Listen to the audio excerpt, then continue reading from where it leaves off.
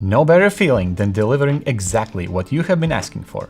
And you've been asking for an affordable, high-power PoE++ switch for quite some time now. So here it is, the first of its kind, the Crs320. I can already see it in hotels, conference halls, offices and high-rise buildings, running all your power-hungry 4K security camera clusters, ad panels, access points and even industrial automation systems. That's the beauty of PoE++, right? But first, let's start with the basic specs. Inside this powerhouse is one of our most trusted Marvell switch chips, the same one you might recognize from our ISP bestseller, the NetPower 16P. Phenomenal performance for the price. You'll be using VLAN filtering like it's nothing, and you can even do hardware offloaded layer 3 routing. The port density is pretty good on its own, but PoE out is the real kicker here.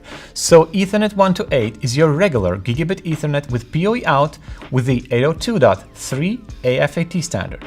Now Ethernet ports 9 to 16, that's what you came for, right? The high power PoE++ or 802.3 BT standard. Last time I checked, it turned out that this CRS might be your best bang for the buck per PoE++ port on the market. But what good is an all-rounder switch with no uplink? That's why we've added 4 SFP+ ports for 10 gigabit fiber connectivity. Here's the craziest part. These PoE++ ports can output up to 90 watts of power. We've seen a couple of unusual use cases, for example a security camera that comes with a built-in heating element for colder climates.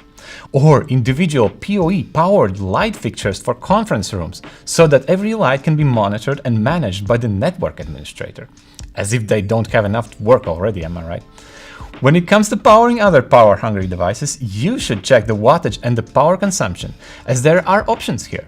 The switch comes with a solid 600 watt power supply. And we've reserved extra space for an additional PSU in case you need to raise the power output all the way to 1150 watts. Here's the extra PSU, by the way. You can order them separately, but do check the power consumption of your setup. You might not need the extra wattage after all. Looking ahead, you can expect more PoE++ products.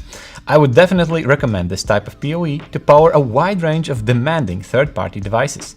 The new PoE++ is compatible with the latest Mikrotiks, such as the Crs504, 510 and FTC11.